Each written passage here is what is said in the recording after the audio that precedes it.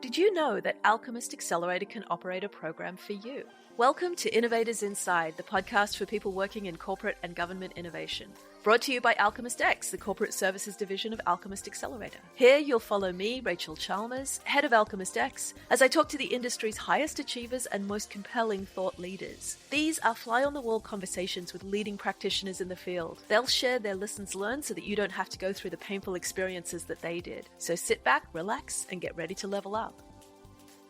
I am so thrilled today to welcome Jennifer Kim. Jennifer was employee number 6 at Lever, the groundbreaking recruiting software company where she'd held every role from strategy to product to customer success to chief of staff. After leaving Lever, Jennifer founded Startup Recruiting Bootcamp, which aims to revolutionize how tech companies hire. She's also a prolific startup advisor and writer on tech culture. Jen, it's a joy to have you on the show. Yeah, thank you so much for having me. I'm excited to be here. I remember back in 2014, Lever landed on the recruiting space like an asteroid. Can you talk about what drew you to the company in the first place and what that whole hypergrowth experience was like? Oh boy, how to summarize, the up and down roller coaster of a startup. It's hard to do, and I'll try to keep it short. Yeah, for me personally, I was drawn to the recruiting space, and I honestly imagine I'll be in recruiting in some kind for the rest of my career, because I truly believe it's the most important thing that I can work on. I think about just, the level of collaboration that's possible, but also the inefficiency of kind of the current landscape. All these startups, all these businesses that have these grandiose goals. Yet, what do we do? How do we spend all of our time? It's people problems, it's hiring problems. So I think there's a lot of room to really improve and get it right. So back in 2014, I think I was a little bit maybe idealistic enough to think maybe software will solve this problem. I have a slightly different, more nuanced point of view now, but overall, it was an incredible run. I was a super early employee, helped on every single team, wear a lot of hats as you do, and really got to see this kind of new renaissance in HR tech start back then. Boy, things are hot now. In a way that it wasn't a few years ago.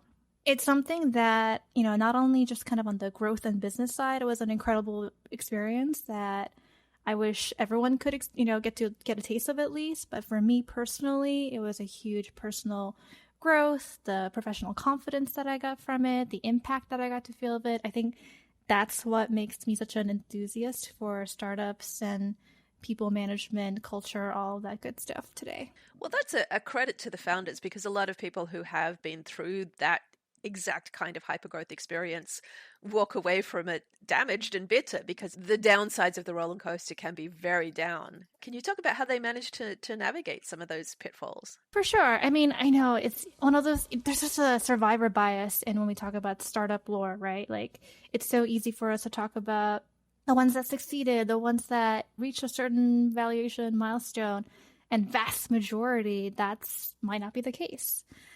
I think though, for me, what's become really important is looking at really career as a long-term journey. And while I am incredibly proud of the team that, we built and the product that we got to build there, your career can't just be like that one company you join that makes or breaks everything. We're all playing lottery with our careers in tech, let's be real. Something that was really cool was, even though it was my first time in a tech startup ever, I was just given a lot of trust and freedom and reign to really run the organization side of things. So while the other founders were focused on the kind of the building the product and the growth and go-to-market side of things, I was just given a lot of independence to do everything from our actual internal hiring to management, scaling, culture, and diversity, equity, and inclusion. I've come to believe that it really has to be the combination of all three. You just really have to nail all three of those elements to build a really fantastic startup. Yeah, I know that's what keeps drawing me back to early stage companies. I mean, they're chaotic and insecure, but you do have the autonomy. You have the leverage. You can actually make a difference. You can make decisions that have a positive impact on the direction of the company. And once you've had a taste of that, it's really hard to go back to a large corporation. Yeah, something I think a lot about as a philosophy, since I have no other real hobbies besides thinking about recruiting and startups. I wish I was exaggerating, but I'm not. It's very actually recent in terms of like human development, labor movements, that our jobs have become so finely scoped. It's really kind of like that assembly effect where since the industrialization, our jobs are kind of becoming smaller and smaller and smaller, that mechanization, specialization. And what I love about startups, and why I think so many people love about startups, is that not all of us at all times, but there's something really special about getting to feel entrepreneurial in your work, and not while everyone has the means, the access to capital or whatnot to start a company. I think joining an early stage startup and really being part of that journey really is the closest thing possible to helping you feel like within a structure, within still working a team, but you get to do lots of different things, which I think is what a lot of humans are really wanting to do. It's just that most of our jobs are not set up for it. That's really insightful. And I think it's why, one of the big untold secrets of Silicon Valley is graduates of liberal arts colleges with very generalist humanities educations tend to do quite well, particularly in early stage, because those people tend to be very curious and adaptable.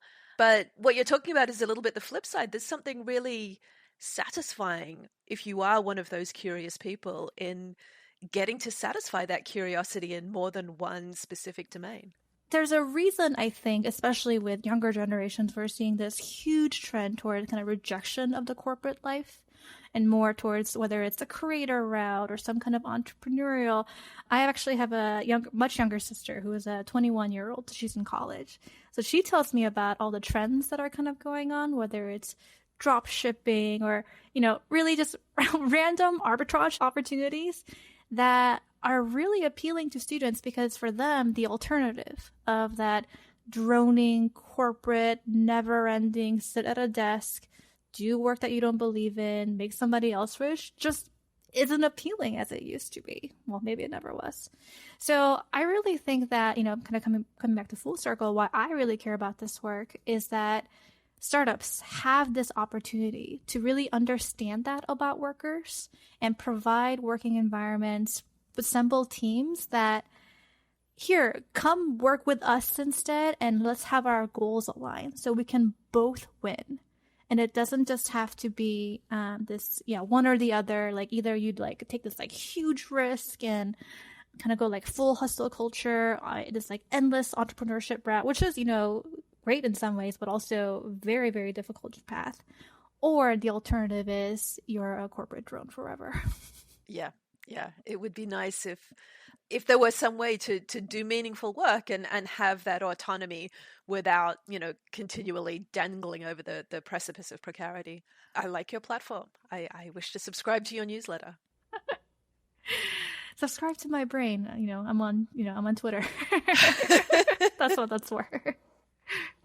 For all of the impact of Lever and the companies like it, of that generation that really transformed HR tech, the space is legendarily difficult to get right. What keeps drawing you back to, one of the most difficult fields in software? Oh my gosh. Yeah, I mean, it's notoriously difficult. I think from having gone through a lot of the hard lessons at Lever, it really given me a lot more clarity. Also, that's why I really love advising HR tech startups now, because I get to hopefully help them skip some of the, the mistakes and the hard lessons faster.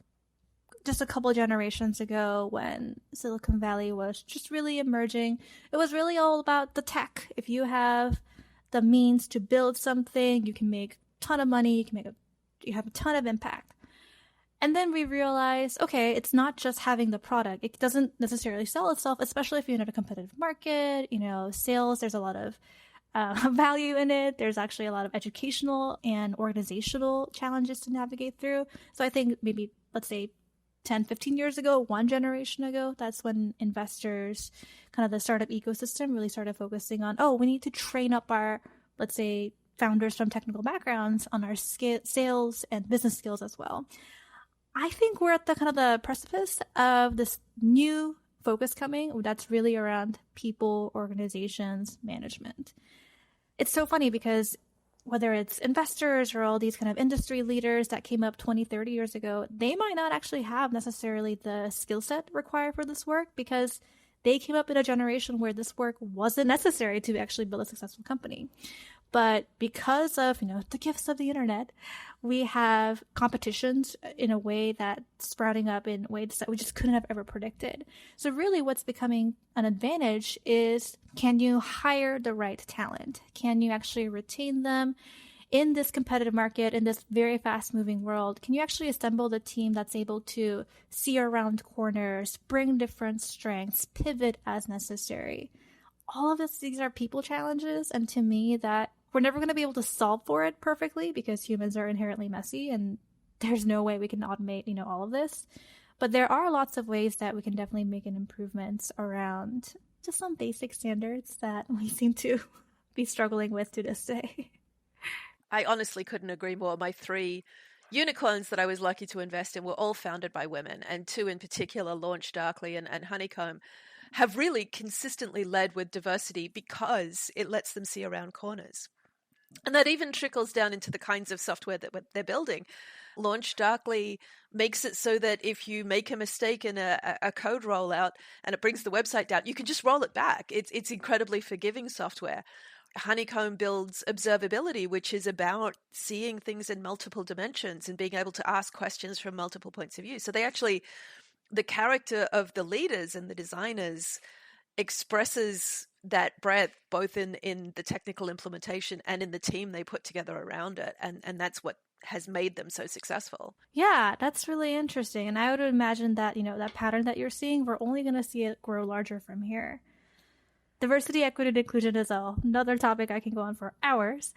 But, especially in the startup context is really interesting to me because I can see why a lot of, again, kind of the more traditional tech mindsets have a hard time grasping, really the idea of diversity, not just for kind of like tokenism or visual elements, but for the company that you're trying to build. The reality is our image, our stereotypes about what makes a, quote, technical person is not very coming from like a diverse background, right? It was the folks who had access to computers when they were growing up in, the 90s and so on. It's just that that's not what the world looks like now. Yet when we think about hiring, it is so, in some ways like still outdated in our image of what folks should look like. So unless we actually take hiring, management, scaling practices just as serious and consider it an intellectual, rigorous activity, just like with any other practice, we tend to kind of fall back to these mental shortcuts, biases that really don't end up helping us because it's preventing us from seeing truly like the talent and the applicant pool that's possible. So what are some of the emerging best practices for startup recruiting and how can innovators encourage and propagate them? Yeah, so I, like you mentioned in the intro, teach a whole course around this. But one thing I'll talk about is, how common it is for the one, I would say the number one challenge that founders, let's say they came from a larger environment. So they were, an engineer at the Googles, the Palantirs of the world, and they start their startup. So the access they had to their hiring process when they were an engineer is actually a very, very narrow part of the entire recruiting funnel product, however you think about it. You have an entire almost invisible infrastructure of not just teams, but the employer brand, the compliance aspects of it, the interviewer training, all the different coordination that's required. So, you show up on, a few interviews a week and you think you know what you're doing with hiring. But then, we take you out of that environment, plop you into a blank canvas, and you're like, okay, your job is to go hire. And you're like, okay, let's go start interviewing. The number one challenge that the mistake that I kind of see startups making is like, what are you doing to improve your hiring process? 9 out of 10 times they'll tell me about, we're really trying to figure out what interview questions to ask, right? Or that's the question that I receive the most. Like, what question should I be asking my VP of marketing? And I'm like, oh boy, okay, let's back up. We need to talk about top of funnel. Like, how are we actually going to draw in the right people? How do you know what you're looking for? How do we plan for this role so that it's actually matched to a business impact?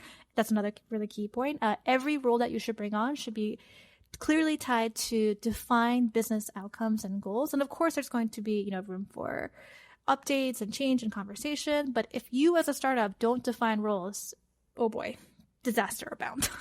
I've been brought into organizations where there was no definition of success for the role that I was in, and it is an exercise in existential frustration. What are you supposed to do? How are you supposed to prioritize your time? There's no right answer. So at every kind of point of the employer, new hire, the hiring cycle, you can see problems that happen from not defining the role. So not only during in interviews, people get really distracted because you don't actually know what you're looking for. So I see a lot of startups kind of making mishires, unfortunately, because they ended up hiring the person that was able to speak most confidently, not necessarily who's actually ready to, do their job and has a relevant competency skill set.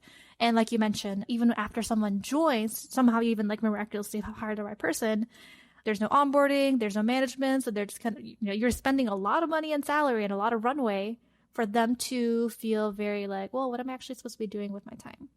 I'm so empathetic why this happens. I don't blame anyone. One, it's because, no one really teaches them and no one really tells them. It's one of those things that you have to kind of go through the hard way a few times until you realize, oh, maybe we should actually write a job description. Oh. Two, for most founders, for early stage folks, it's very rarely anyone's kind of full-time job. It's something that it's hard to carve out time for, but it absolutely requires it. But unless you go for the training, unless you're told how to do it, shown how to do it, how are you going to do it? When you look back on your career to date, what are you proudest of? Yeah, that's a great question. And maybe you're giving me the kind of the invitation to toot my horn a little bit. I think it's really hard to recognize good people work. It's not quantifiable. It's hard to rank across, different companies. If I were in sales and I led revenue to X million, and it'd be so easy for me to go, here, look at my number, be impressed. So instead, I think a lot of my sense of accomplishment really does come from personal and qualitative data. I look at just the company I helped build within Lever, and I know just the unique experience that employees told me over and over again, even the ones who came from much larger environments that were, much more built out and had more resources, that it felt special, that there was a difference when someone is really leading the internal culture and operations, that someone really cares and thinks through everything. Yeah. So I'm just remembering one story where an employee came from Box and they were, 1,000 plus at the time, and they were being onboarded by us. And he made a comment man, our onboarding process here is way more built out, and there's so much more going on here than Box in some ways. And my founder pointed out, yep, that's Jen. Jen's built everything. So for me, I'm a natural teacher. I genuinely love kind of assembling teams and helping them, facilitating really insights and collaboration. I like to think that I transferred a lot of those skills to doing things like building the recruiting bootcamps now, especially because I got to have that professional confidence of, oh, this is what's possible when you actually put a lot of care and thought into it. Just, applying a product mindset to a field that doesn't usually get that kind of attention. Yeah, there's so much in what you say that we could dig into. We're developing these product mindsets through customer discovery and the lean startup, and bringing these holistic, people-centered skills to people who are traditionally from engineering backgrounds. We kind of need to flip that around as well and get them to apply the same empathy and insight to building out their own teams, because their company is a product too. The company is the product that they're selling to their investors. So all of those, we call them the soft skills, but we're trying to shove the language over to calling them core skills, these core skills around team building, around centering customers in product design, not taught in engineering courses. And we have to backfill those skills into the valley, into the tech industry, to make sure that innovation is human-centered. No, I really like the framing of, soft versus core skills, since obviously I'm coming at it from the soft side. No, but I think, by labeling skills as, hard versus soft, there's an implication that one is more important than the other. And I just don't think that's true. And we can trace back so many of our industry's problems and biggest challenges to this mindset. Yeah, and not only our industry, I think we measure things that are easy to measure, and we ignore the negative externalities. So going back to your example of, if you were a salesperson, you could point to the number. The number doesn't say how many of those customers churned. It doesn't say how many of those experiences were detrimental to the brand because because it was the wrong customer and they had a really poor experience. And that's, a micro example of the macro example where we measure economic growth without factoring in pollution and the social effects of growth at all costs and of the extractive industries. So, this shift from soft to core skills is not only about correcting the course of the tech industry, it's about correcting the course of how we assign value to things in this world. What might feel like a radical point of view, I imagine in 10, 20 years, we'll look back and be like, oh, of course, that was what needed to happen. And one of the most encouraging factors to me is we look at younger generations, really millennial, Gen Z, are going to be demanding this out of corporations. So what feels like, maybe very contrarian and, rebellious, I think it's just going to become like, well, duh. Yeah, I mean, it's another of the unsung joys of working in super early stage is you get the generational diversity, and working with people who are much younger than me and don't have my 25-year checkered background in the industry definitely keeps me enthusiastic, keeps me optimistic about the future. Okay, now you get a do-over. You get to go back and make a different choice at some point in your career. What would you do differently? I don't know if I would necessarily literally do anything differently, because everything was happening because I was doing the best I could. And if I change anything, I would end up in a different place. I think it's more helpful for me to look at some of the patterns around some of my more tactical mistakes. So, small things, oh, I wish I could have done this differently or that differently, and really look for what's like the underlying pattern. For me personally, that would probably be around really confidence and owning my work earlier. So I was a first-time head of people who was way too young, but aren't we all in early stage, startups in many ways. And I think there's a way that I didn't know how to really claim my work. I also didn't know how to be on an executive team for the first time. It's something that very few people are actually prepared for.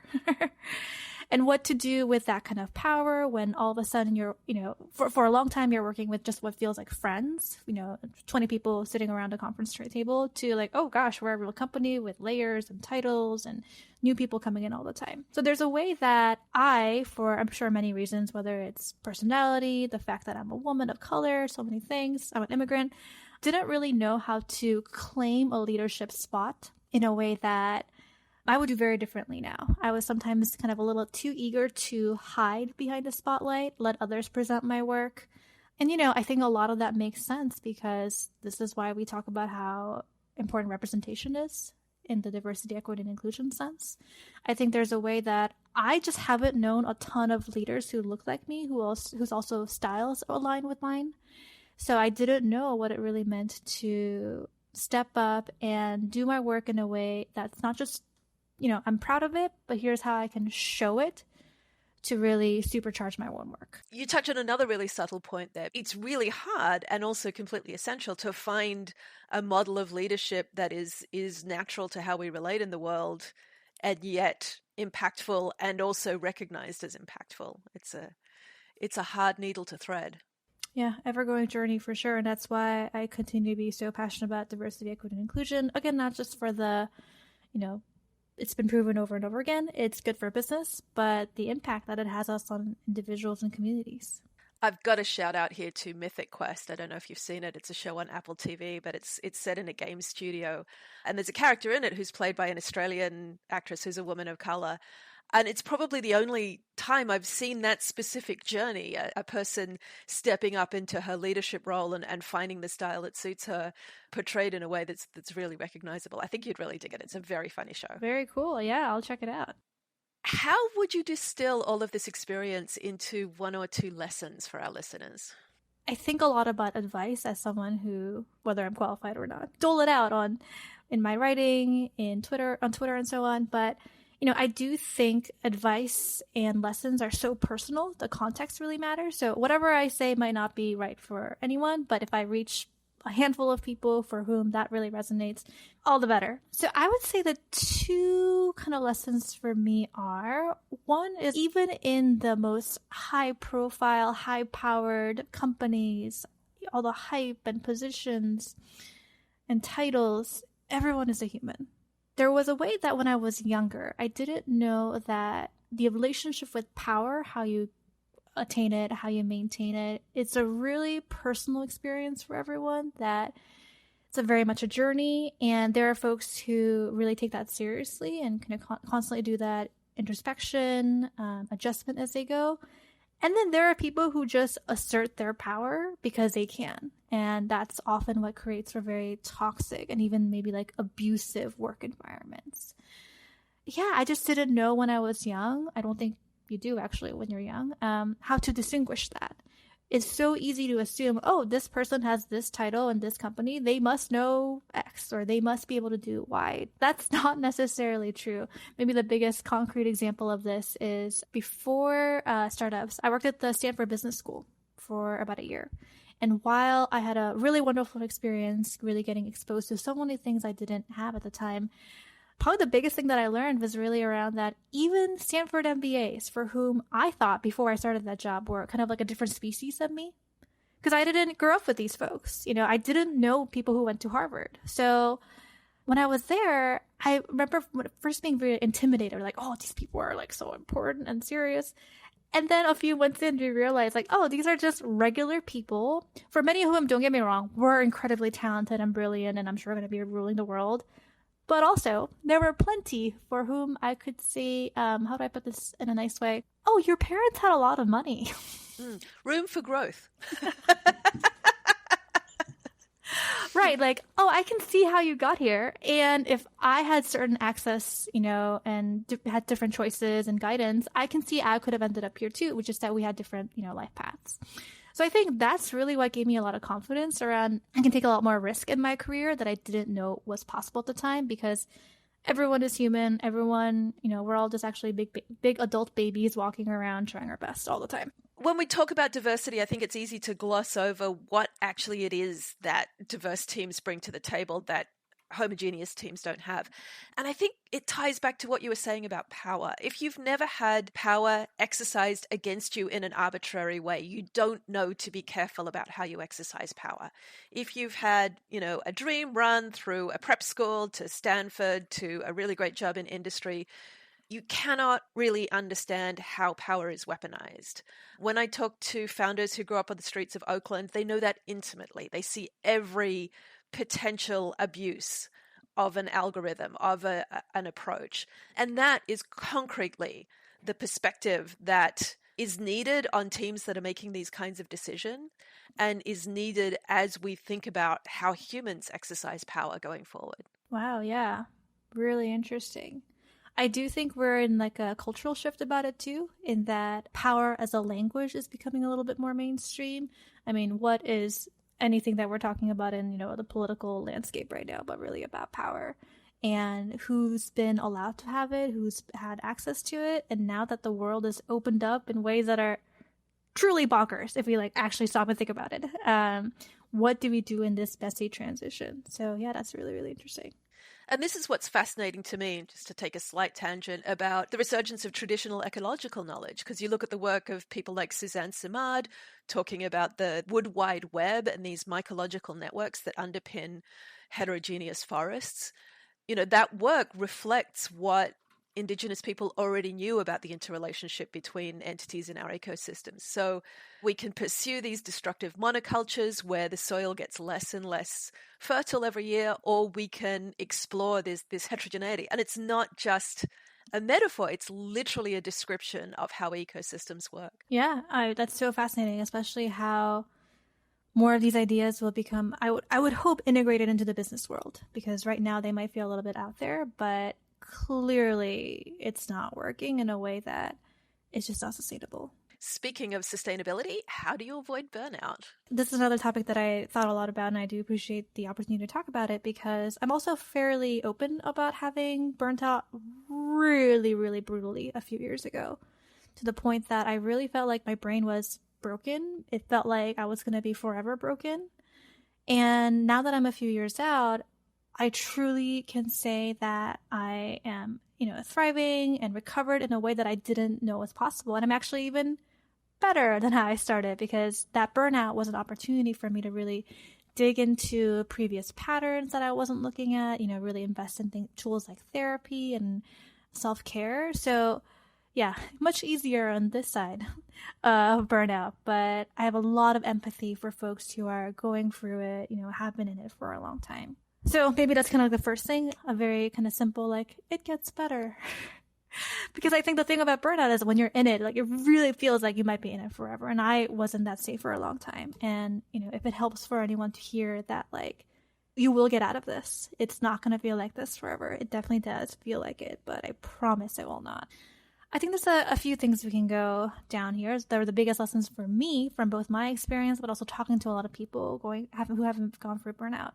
So one is, I think we really need to get honest about what the cause of burnout is. So there's a common misconception that it's about just the number of hours that you're working, right? But that's really actually about physical exhaustion, which is a different phenomenon than burnout, while of course both have overlap.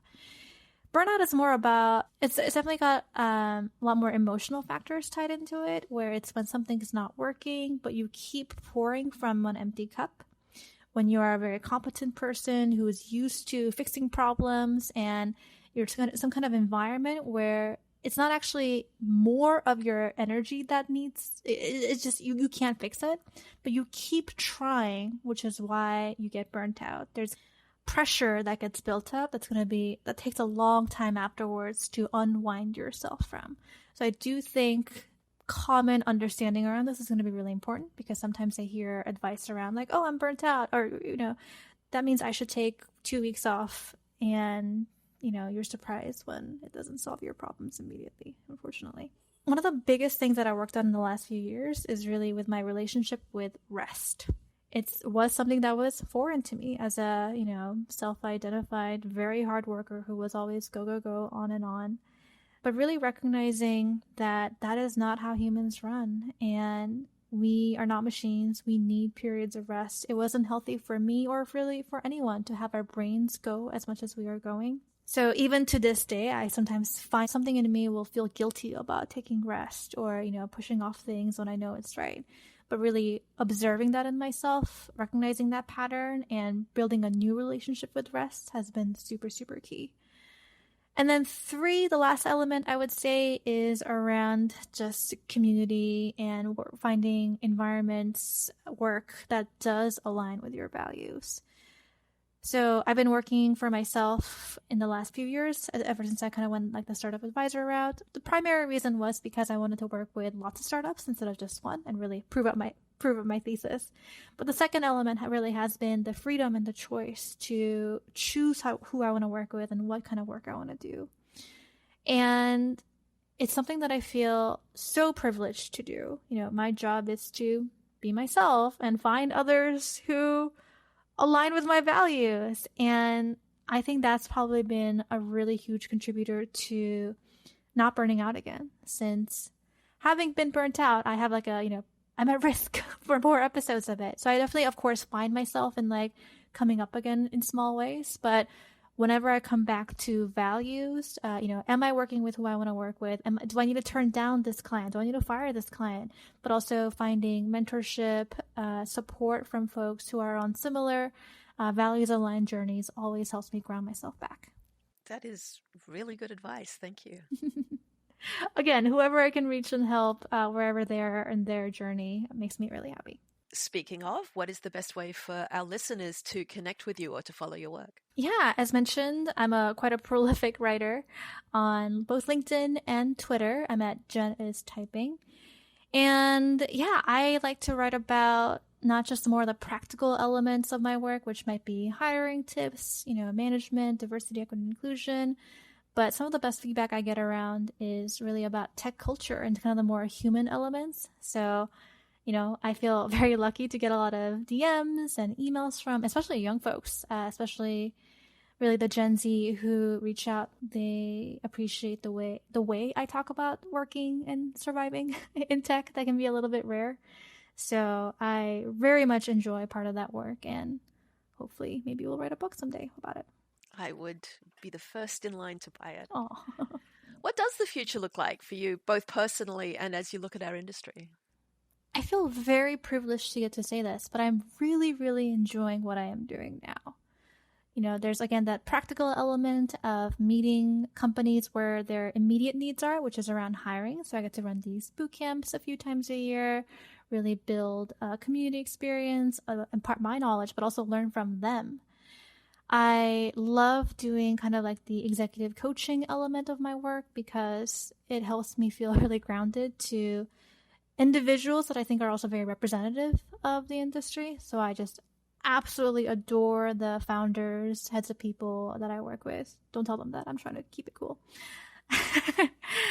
And I really do think whether it's kind of this like HR tech renaissance or the Gen Z trends, HR management, a need for just more, in a way that really people are looking for substance. They're ready for conversation. They're ready for real diversity, not just kind of the tokenistic diversity.